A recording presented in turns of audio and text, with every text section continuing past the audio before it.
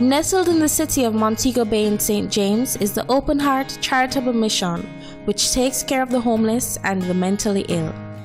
Basically, Open Heart Charitable Mission started as a vision for myself in giving back.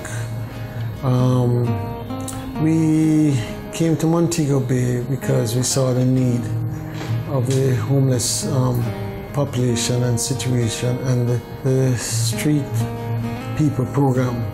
And after seeing the incident in 1990 when the street persons were trucked to St. Elizabeth and dumped, it weighed heavy on me.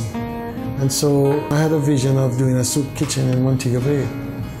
And it has blossomed into more than a soup kitchen now because we have joined with the St. James Parish Council and signed a memorandum of understanding. So we kind of work together. They supply certain things and we run the program pretty much under the eyes of the Poor Relief Department and the St. James Parish Council. So we all work together, basically trying to improve the lives of the homeless and street people of St. James, Montego Bay, and also the wider Jamaica. It's very interesting with homeless people. They're well organized, as people may not think. We have had people who have come all the way from Kingston because they have heard of our organization and our program to get into our program. So they're well organized. They communicate with one another, so they hear the type of service that we have here at Open Heart. And they come, get their meals, they get the services that we offer here, the rehabilitation program. And so they just come. We get referrals from the Poor Relief Department, referrals from the hospital, the Cornwall Regional. And so we try to service. We don't turn anybody away. If you're hungry, even if you're not homeless, we'll try and accommodate something for you, so you'll have something to eat. But we generally do not turn away anyone if they come for food and service. We have a rehabilitation program. Our program is 6 months long once you have been accepted. And it constitutes, we have a farm up in Seaford Town where we do an agricultural program. We have a farmhouse where the clients live, work there, and we try and give them a little stipend. And that program is really to get them off of the streets in a confined area under structure kind of living, because when they're on the street there's no structure. So we're trying to bring that in their lives. My message basically is that we're one blood. God created us all, right? And take an interest in the street people and homeless. Take an interest. They're Jamaicans, right? And they need help. They really do need help. The charities around Jamaica really do need help. And a lot of them are doing wonderful work, there was a saying in Jamaica, it takes cash to care, but it doesn't really take cash to care.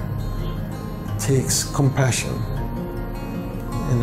and understand how fortunate you are to be, how blessed you are. But for the grace of God, you're not like them, and just thank God for that. And remember, it could happen to your brother, your sister, your mom, or your dad. And would you want anyone to abuse them like that if they're caught in a situation like that of being on the street? No. And so let's try and be our brother's keeper. Karen Cameron is the office manager, and she ensures that the clients are given proper care. Our main goal is to get as much people off the street as possible. So, and the clients look out for each other. So we get a lot of new persons every day. We see new people every day. So when we say, oh, did you hear about us? They'll say, oh, I saw a street person. And they said, this is where you have to be. So they look out for each other. If we don't see somebody 2-3 days in a row, we'll say, what happened to Roy? What happened to Bob? And they'll say, oh, somebody hit him and he had to go to the hospital. So if you need to know anything about the clients, you ask a client. I think here really shows you what life is about and actually gets you to become humble. So you don't hold on to material things because we have seen that it don't last. So throughout the years, I have grown to love the people. I see them on the street. Before, honestly, I was afraid of mad people. That's what but no, you can't say mad people. They're mentally ill. So I think that actually helped me to grow as a person. So I see them on the street, they come and hug me up, and they'll be dirty, and I don't care. They come around, and I make sure that they come around and get the shower. So I feel really safe on the street now, and I see them, and I see where they're coming from, and I see where they're going. Because if you don't have a goal for them, and then tell them, this is what I see you're doing, sometimes they just need somebody to just believe in them. So usually what we do, we choose, when we see new clients, we'll say, all right, this is my project. And then we ask them, what are you interested in? And if they're interested in painting, we ask donation and tell them to come down here and paint. We go out and find jobs for them. In the bakeries, on construction sites, we talk to people and we get jobs for them. Even if it's not like permanent, we try and make sure that they're doing something. My message to people that overlook homeless on the street: open your eyes. This can be your brother, your sister, your mother, just laying on the road. So you have to open your eyes. I'm not saying you have to give them money, but even to buy a patty and a box drink, they will appreciate it.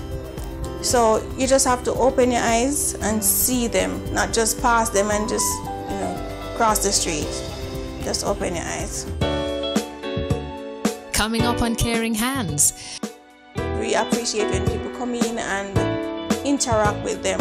I think interaction is the main thing, because as I said, people don't open their eyes and see them on the street.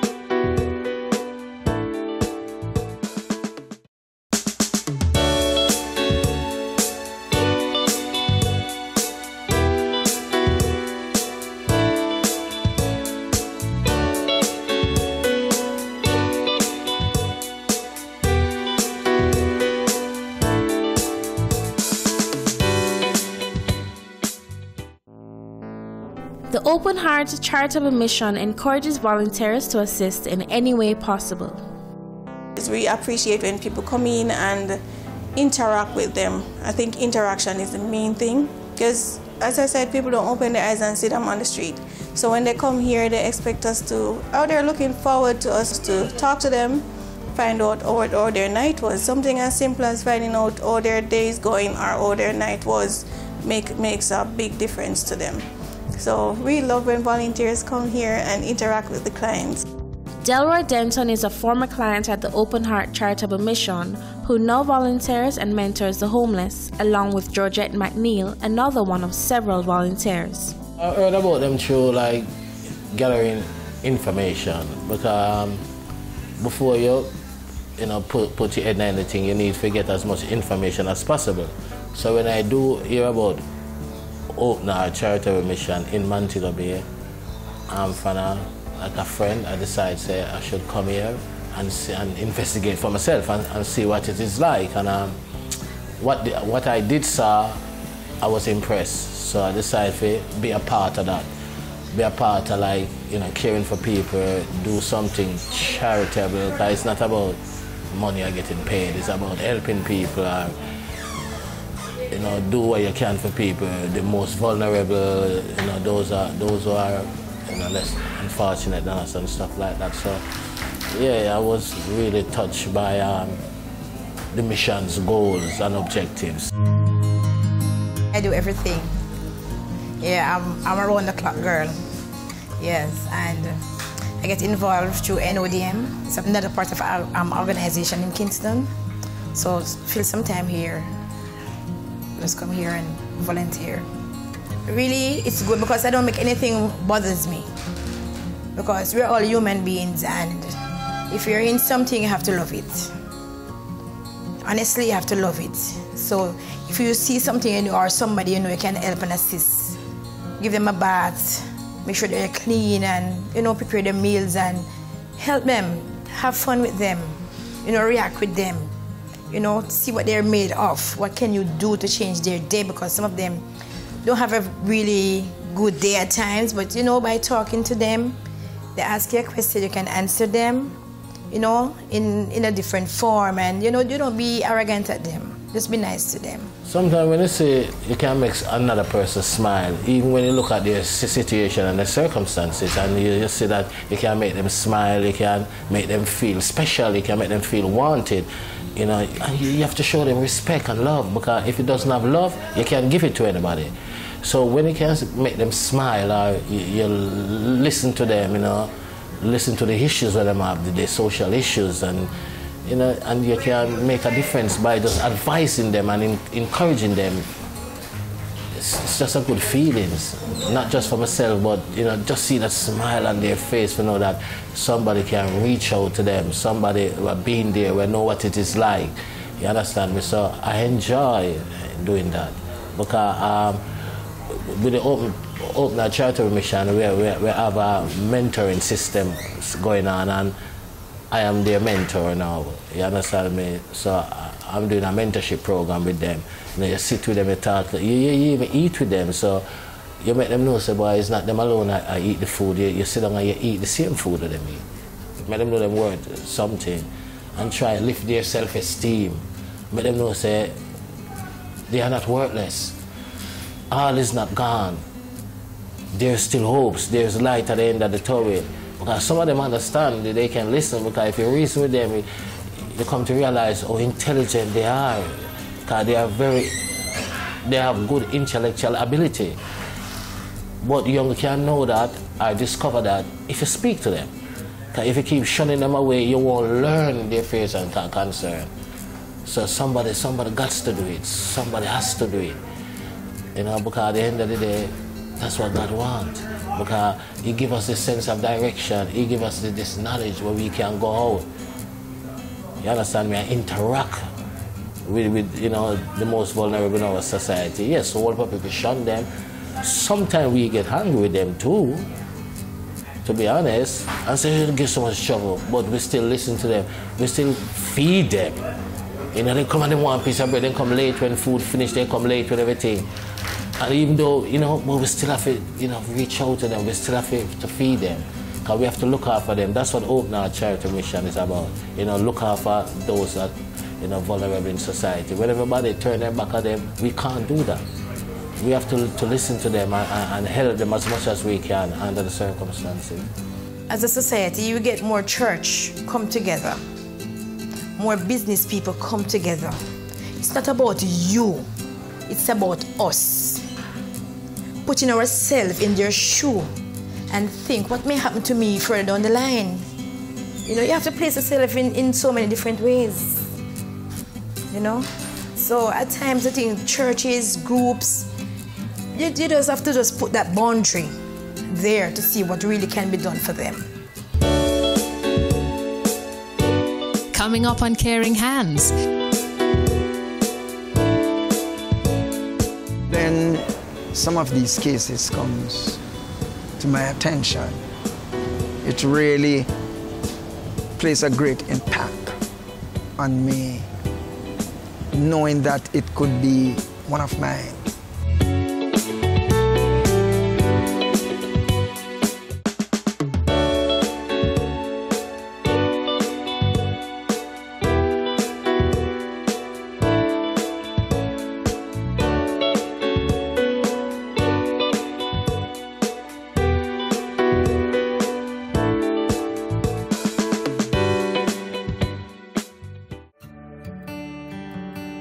The Open Heart Charitable Mission Refuge of Hope Night Shelter is located in Albion, where up to 50 men and 30 women are accommodated.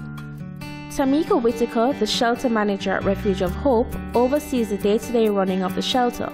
She also monitors the clients at the shelter. With persons with various personalities and so it can be a challenge. But, you know, with training and stuff to know how to handle conflicts, etc., we care for the mentally ill, persons who are pure homeless. We have deportees from time to time, yes. And being in this organization, Institution, the Refuge of Hope, we do offer a rehabilitation program. Yes. So with this rehabilitation program, it does entails, we do the chicken rearing. We try to get them to do life skills for reintegration and assimilation into our society. Our rehabilitation program, we do have the chicken rearing, we have sewing, we have a literacy program, and also we do art and crafts. From time to time, we do get referrals from the hospital. We get referrals from the airport. We also care for stranded international visitor. For example, an international visitor would be in Jamaica stranded, don't have enough money, etc. The immigration or the police would refer them here. They stay over until their flights schedule or whatever their situation be resolved and sorted, and then they would go out. What we also do here on a monthly basis, we do an analysis, monthly analysis, to see where a client is at. So I set up a library and encourage a client to read a book. It's important to reading, yes? So what happened, even if the ones that are not literate, and don't have that reading capacity, I encourage them to even look at a magazine. A picture can speak volumes. The role of farm manager and social worker Cecil Cox is to ensure that everything on the farm is intact and that they produce agricultural produce which helps to bring in income to help feed the clients both in the streets and in the shelter. With the farm, we produce so far pigs. Let's make meat for them. We presently have over 90 pigs in all now. We also have goats that we rear, and all of that goes towards feeding. Now we produce bananas, plantain, and we have a few patches of sugar cane that we also use that to give to the pigs. Sometimes the feed are low, so we can use that to help to feed the pigs. We have now put in the ground some corn, sorrel. I have a little area, a little garden around the back of this shelter. Also that we produce callaloo, and I mean vegetable in general, vegetable.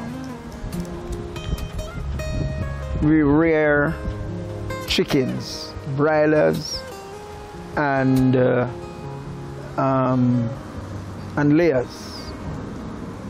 Now also that goes to feed the clients. One thing too, we also do this as a form of rehabilitation, because these clients, they are not persons that work as a person and what have you. So when we do this, they work in it for them to understand that they need to do something, and this will also help them to create job for themselves when they reach a point where they can leave the mission.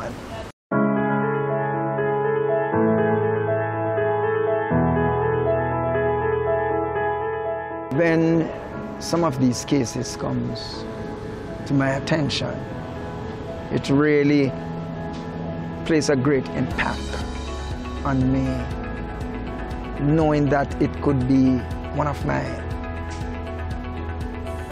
And because of that, I really give sympathy to them, and somebody need to care for them. Somebody needs to care for them. So because of that, sometimes their story might not add up, but there are some form of compassion you need to extend to them. So, you know, it brings a great impact on me with that, knowing that they are human also. If everybody look at, if it was me, if everybody look at, if it was me, I would love somebody to have compassion and extend mercy. So I'm looking at many non-governmental persons, the churches, the government in general, and business persons can come together and just look at their lifestyle as human beings and get together and said, okay, those less fortunate children are out there, people are out there, they need something, they need somewhere, they need love. I think it would be better for our society, and we'll have a better country.